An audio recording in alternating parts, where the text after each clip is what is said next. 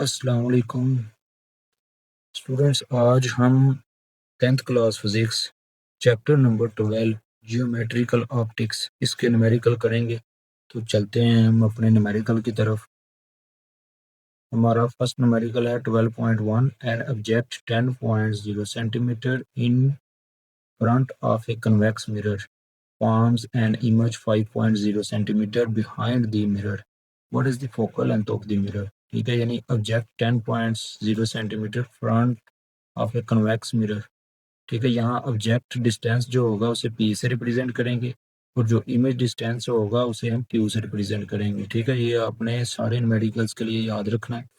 तो जब convex mirror की बात आएगी तो कन्वेक्स मिरर के लिए फोकल लेंथ जो होती है वो नेगेटिव होती है, तो आप देखना कि इसका आंसर भी नेगेटिव आएगा। ठीक है, तो चलते हैं हम सोल्यूशन की तरफ। गिवन डाटा यहाँ दिया हुआ है। यहाँ सबसे पहले ऑब्जेक्ट डिस्टेंस दिया है हमें पी। ठीक है, उसे पी से रिप्रेजेंट करना है 10.0 सेंटीमीटर। इमेज डिस्टेंस दी है क्यू इक्वल है -5 सेंटीमीटर। ठीक है, क्योंकि बिहाइंड द मिरर का है इसलिए हमने साथ माइनस लगाया। फोकल लेंथ हमने फाइंड करनी है। ठीक है, तो यहाँ लेंस फार्मूला लगेगा। ठीक है, मोस्टली क्वेश्चंस में यही लेंस फार्मूला लगेगा। 1/f इक्वल है 1/p प्लस 1/q। ठीक है, तो यहाँ हमारे पास p की वैल्यू भी है, ठीक है, जो कि 10 है, और q की वैल्यू भी है जो कि -5 है। प्लस माइनस के साथ मल्टीप्लाई होके यहाँ क्या आ गया, माइनस आ गया। तो अब हम 10 और 5 का एलसीएम लेंगे। ठीक है, एलसीएम लिया तो हमारे पास आ गया 1 - 2/10। तो 2 से 1 निकाल दिया, हमारे पास आ गया -1, क्योंकि 2 पर है इसलिए उसके साथ माइनस है तो हमारे पास भी माइनस आ गया। तो 1/f इक्वल आ गया -1/10। तो क्रॉस मल्टीप्लिकेशन करेंगे तो आपके पास फोकल लेंथ क्या आएगी, -f इक्वल है 10 के। ठीक है, तो और फोकल लेंथ क्या आ गई, f इक्वल है -10 सेंटीमीटर आ गया। ठीक है, तो रिजल्ट में आपने क्या लिखना है कि फोकल लेंथ जो आंसर आपका आ गया -10 सेंटीमीटर। ये आपका फर्स्ट न्यूमेरिकल कंप्लीट हो गया। An object 30 centimeter tall is located 10.5 centimeter from a concave mirror with the focal length 16 centimeter. तो ए पार्ट हमने निकालना है, where is the image located. B part क्या है, हाउ हाई इज इट। ठीक है, तो यहाँ हमने ये बताना है कि एक 30 सेंटीमीटर ऊंचा जिस्म कनकेव मिरर से 10.5 सेंटीमीटर के फासले पर पड़ा है।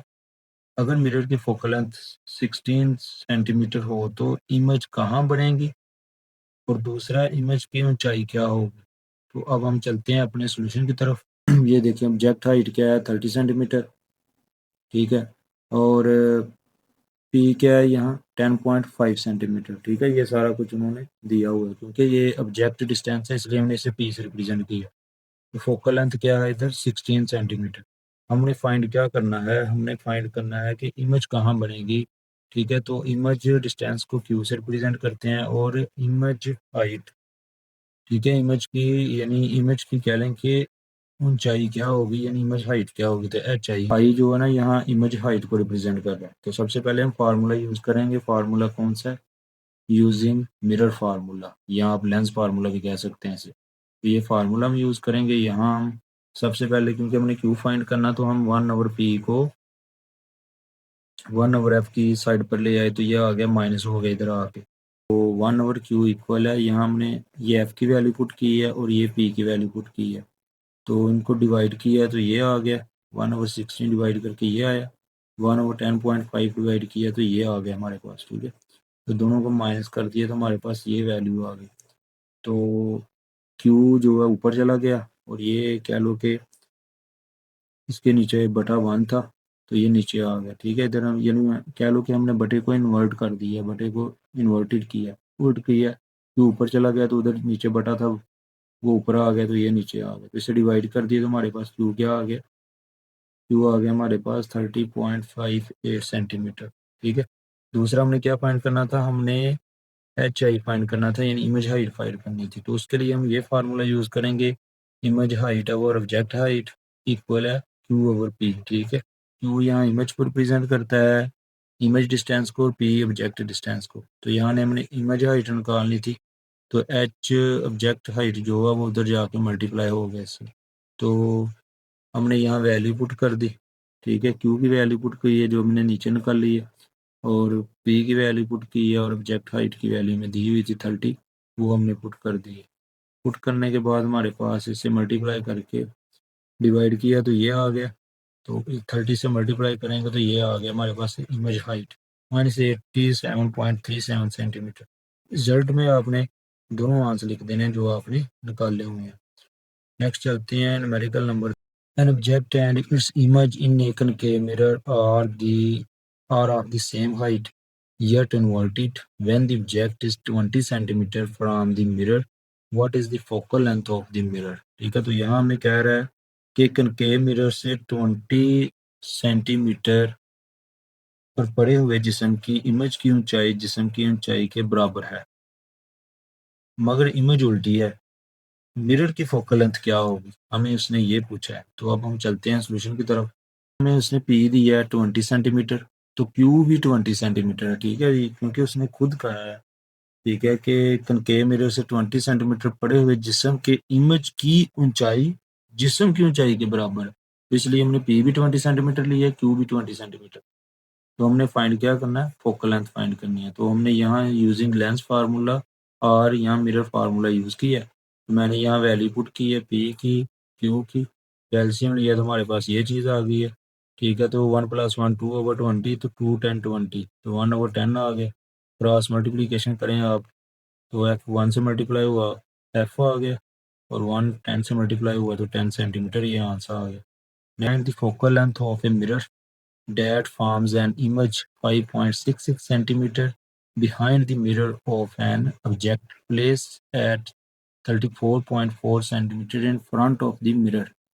Is the mirror concave or convex? यहाँ हमें पूछ रहा है कि क्योंकि हमने फोकल लेंथ निकाल के फिर बताना है, अगर पॉजिटिव आई तो वो कनकेव मिरर होगी, अगर नेगेटिव आई तो वो कन्वेक्स मिरर होगी।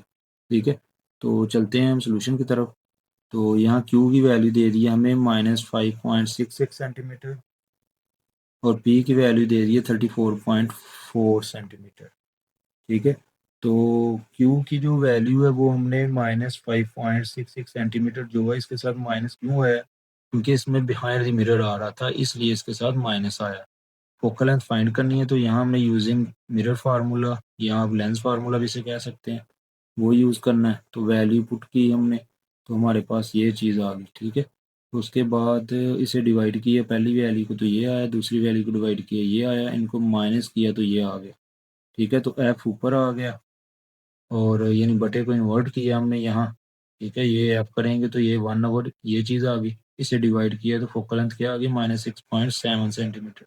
तो ज़ाहिर बात है, अब फोकल लेंथ क्या आई है हमारे पास, -6.7 सेंटीमीटर। तो फोकल लेंथ नेगेटिव आ गई, इसका मतलब है कि ये कन्वेक्स मिरर है।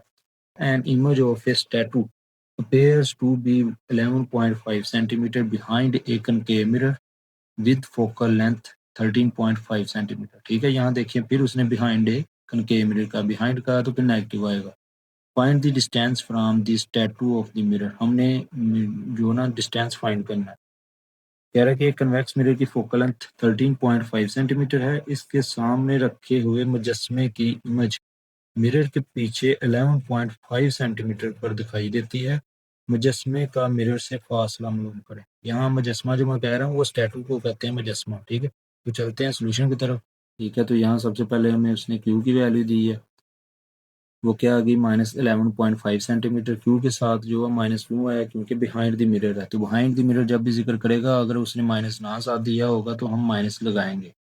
तो फोकल लेंथ जो है हमारे पास वो क्या आ गई है, -13.5 centimetre. Focal length given data में वो फोकल लेंथ जो है वो उसने दी हुई है पॉजिटिव, लेकिन हमने खुद साथ इसके नेगेटिव लगाना है, क्योंकि यहाँ उसने बात की है कन्वेक्स मिरर की। तो कन्वेक्स मिरर की फोकल लेंथ नेगेटिव होती है। फाइंड हमने क्या करना है, हमने पी फाइंड करना है। ठीक है, ऑब्जेक्ट डिस्टेंस फाइंड करना है। तो यूजिंग मिरर फार्मूला हमने यूज़ किया, तो वही फार्मूला लगाएंगे। तो फाइंड हमने क्या करना है, पी फाइंड करना है। तो हम क्यू को इस तरफ ले आए तो ये -1/क्यू हो गया। ठीक है, तो हमने वैल्यू पुट की, वैल्यू पुट करने के बाद हमारे पास क्या आ गया, हमने इसे डिवाइड किया तो ये आ गया हमारे पास, और उसके बाद 1 और 11.5 को किया तो ये आ गया। ठीक है, तो दोनों को ऐड किया हमने, इन दोनों को किया हल, तो हमारे पास 0.0129 आ गया। तो 1/p है, p ऊपर आ जाएगा तो ये 1/0.0129 हो जाएगा। ठीक है, जैसे इस तरह हो गया तो p की वैल्यू क्या आ गई 77.62 सेंटीमीटर। ठीक है, तो रिजल्ट में लिखा है आपने distance from statue to mirror 77.62 centimetre. ठीक है, तो अब हम चलते हैं अपने 6 मेडिकल की तरफ। Image is produced by A concave mirror. ठीक है, वो फोकल लेंथ कितनी है 8.7 centimetre. The object is 30.2 centimetre tall at a distance 19.3 centimeter from the mirror. Find the location and height of the image. Find the height of the image produced by the mirror if the object is twice as far from the mirror. इसमें क्या कह रहा है, इसमें कह रहा है वो एक कनकेव मिरर जिसकी फोकल लेंथ 8.70 सेंटीमीटर है, एक इमेज हासिल होती है हमें। तो जिस्म की ऊंचाई बता रहा है हमें कि 13.2 सेंटीमीटर है और ये मिरर से 19.3 सेंटीमीटर के फासले पर है।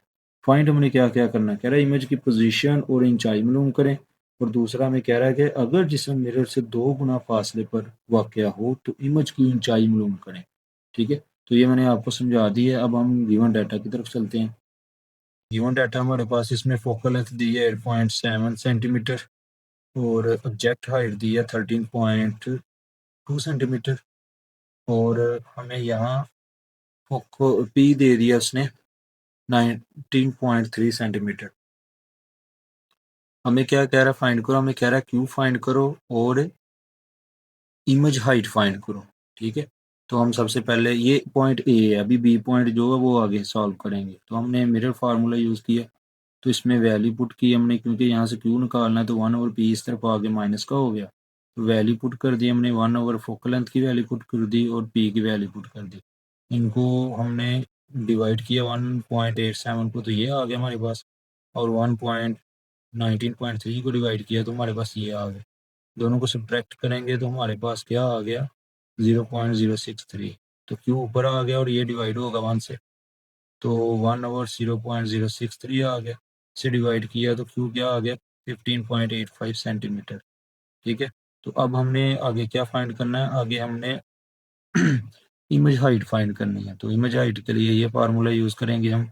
ठीक है, ये वाला HI ओवर HO यानी image height over object height equal है Q/P यानी image distance over object distance.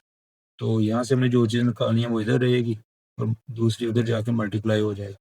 तो ये आ गया हमारे पास H ऑब्जेक्ट हाइट उधर जाकर मल्टीप्लाई होगी, तो वैल्यू पुट कर दी हमने। पुट करने के बाद हमारे पास इमेज हाइट क्या आ गई 10.83। ठीक है, तो 10.83 सेंटीमीटर भी साथ आपने लिखना है, ये मुझे याद नहीं रहा लिखने का। और अब आगे वो कह रहा है कि अगर जिसम मिरर से 2 गुना फासले पर वाक़या हो तो इमेज की ऊंचाई मालूम करें। ठीक है, तो यहाँ हम p लेंगे इक्वल है 2p के।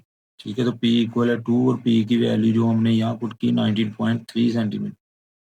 तो ये क्या आ गया p ऑब्जेक्ट डिस्टेंस क्या आ गया 38.6 सेंटीमीटर। ठीक है, तो अब हमने दोबारा क्या फाइंड करना है, उसने कहा था कि जिसम मिरर से 2 गुना फासले पर वाक़या हो तो इमेज की ऊंचाई मालूम करें, यानी इमेज हाइट फाइंड करनी है अगेन। तो Q/P ओवर ऑब्जेक्ट हाइट उधर जाकर मल्टीप्लाई हो गया, ये Q की वैल्यू है, ये P की वैल्यू है, और ये अभी जो ऑब्जेक्ट हाइट की आपने पीछे निकाली है 13.2, इनको कैलकुलेट करके आपके पास इमेज हाइट क्या आ गई 5.416 सेंटीमीटर, जिसे आप राउंड अप करके 5.42 सेंटीमीटर लिख सकते हैं। रिजल्ट में आपके पास इमेज डिस्टेंस आ गया, ये इमेज हाइट आ गई ये। ठीक है, और एक और इमेज हाइट जो आपके पास आई थी 5.416 सेंटीमीटर। ये सारा आपने आंसर रिजल्ट में लिख देने हैं। ठीक है, तो इंशाल्लाह आपके पूरे मार्क्स आएंगे। अब 12.7 मेडिकल है। Nabila uses a concave mirror when applying makeup. The mirror has a radius of curvature of 38 centimetre. Part A में कह रहा है what is the focal length of the mirror. Part B में कह रहा है Nabila is located 50 centimetre from the mirror, where will her image appear. Part C में कह रहा है will the image be upright or inverted. ठीक है, तो इसमें कह रहा है कि नबीला मेकअप के लिए एक कनकेव मिरर इस्तेमाल करती है जिसका रेडियस ऑफ कर्वेचर 38.0 सेंटीमीटर है। तो पार्ट ए में हमें पूछ रहा है कि मिरर की फोकल लेंथ क्या है। पार्ट बी में पूछ रहा है कि अगर नबीला का मिरर से फासला 50 सेंटीमीटर हो तो इसकी इमेज कहाँ पर दिखाई देगी। पार्ट सी में पूछ रहा है कि इमेज सीधी होगी या उल्टी। चलें चलते हैं सोल्यूशन की तरफ। यहाँ हमें रेडियस ऑफ कर्वेचर दिया 38 सेंटीमीटर और पी हमारे पास है, यानी अब जो नबीला का मिरर से डिस्टेंस है उसे पी से रिप्रेजेंट किया वो है 50 सेंटीमीटर। फाइंड हमने क्या करना है, फाइंड हमने यहाँ करनी है फोकल लेंथ और क्यू फाइंड करना है यानी इमेज डिस्टेंस, ठीक है, और nature of the image find करनी है। सबसे पहले हम फोकल लेंथ में आपने फार्मूला पढ़ा था, रेडियस ऑफ कर्वेचर का हाफ होता है फोकल लेंथ। तो यहाँ रेडियस की वैल्यू 38 है और डिवाइडेड बाई 2, तो फोकल लेंथ क्या होगी 19 सेंटीमीटर, ठीक है। और क्यू फाइंड करना है आपने, तो हम लेंस फार्मूला यूज़ करेंगे।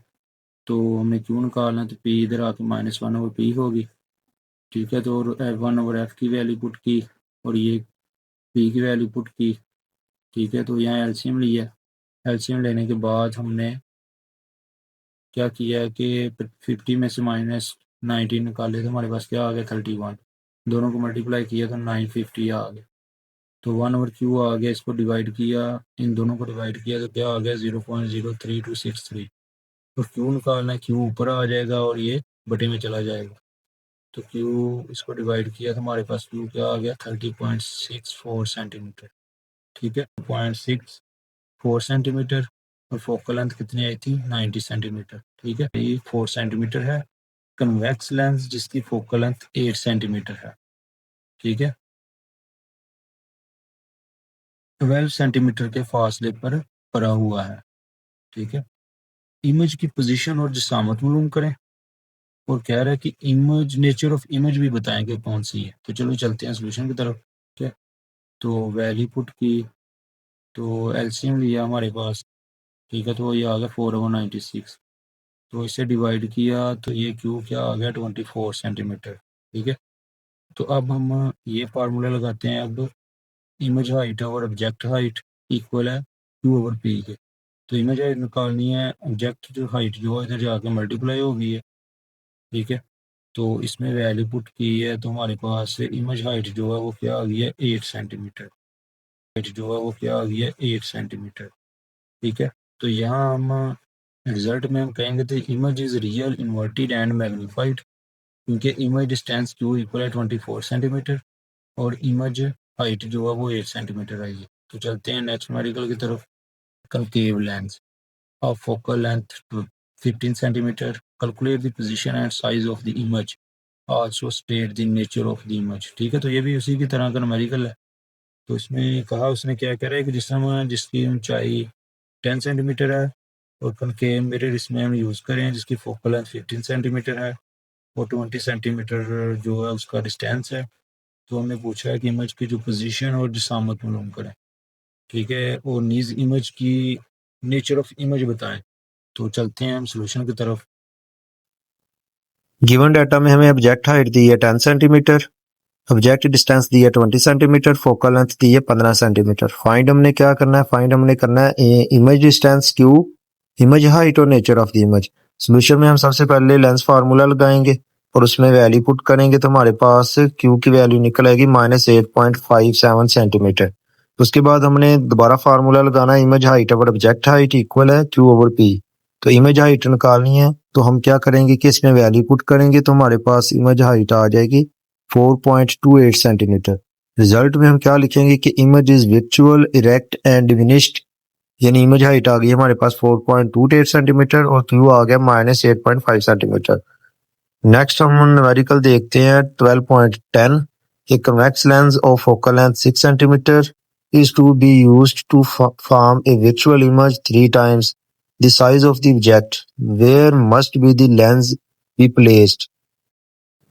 गिवन डाटा में हमें फोकल लेंथ दी है 6 सेंटीमीटर, उसे हमने 100 से डिवाइड किया तो हमारे पास 0.06 मीटर में आंसर आ गया। मैग्निफिकेशन दी है 3, इक्वल रखा हमने क्यू और पी के और क्यू इक्वल आ गया -3p पे, ठीक है, इन्हें क्रॉस मल्टीप्लिकेशन की है। फाइंड हमने करना है ऑब्जेक्ट डिस्टेंस यानी p। सोल्यूशन में हमने लेंस फार्मूला यूज किया, करने के बाद हमने उसमें वैल्यू पुट की, ठीक है। तो यहाँ आ गया 1/p -1/3p, तो एलसीएम लिया तो 3 - 1 आ गया 2, क्रॉस मल्टीप्लिकेशन की तो आ गया 3p इक्वल है 2 मल्टीप्लाई 0.06, तो इसे मल्टीप्लाई किया, 3 इधर मल्टीप्लाई हो रहा है, उस तरफ जाके डिवाइड हो गया, ठीक है। 0.06 को 2 से मल्टीप्लाई करके 3 से डिवाइड किया तो आंसर आ गया 0.04 मीटर। पी की वैल्यू क्या आ गई? 4 सेंटीमीटर। 12.11 न्यूमेरिकल है। A ray of light from air is incident on a liquid surface at an angle of incident 35 degree. Calculate the angle of reflection if the refractive index of the liquid is 1.25. Also calculate the critical angle between the liquid air interface. तो चलते हैं solution की तरफ। Given data में angle of incident दिया है 35 degree और refractive index की वैल्यू दी है 1.25।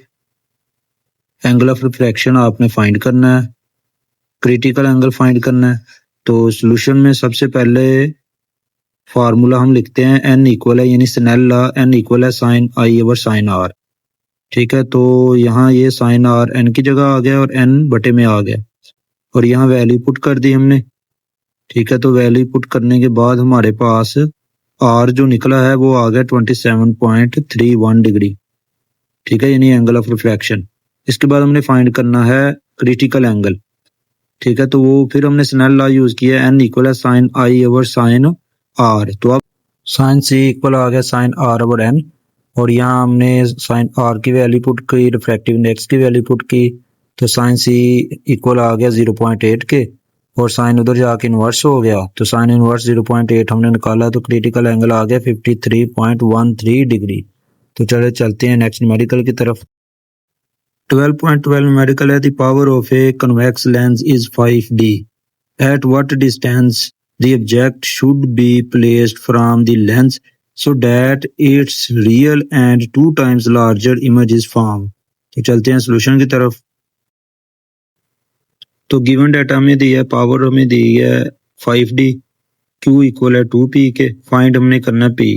तो यहाँ फोकल लेंथ का फार्मूला था f इक्वल है 1/p, तो पावर क्या है 1/5, यानी पावर जो है वो दी है 5d के, तो इसलिए हमने 1/5 डिवाइड किया तो 0.2 सेंटीमीटर आ गया, ठीक है। तो फोकल लेंथ हमारे पास आ गई 20 सेंटीमीटर, ठीक है। तो by using mirror formula 1/f equal है 1/p प्लस 1/q।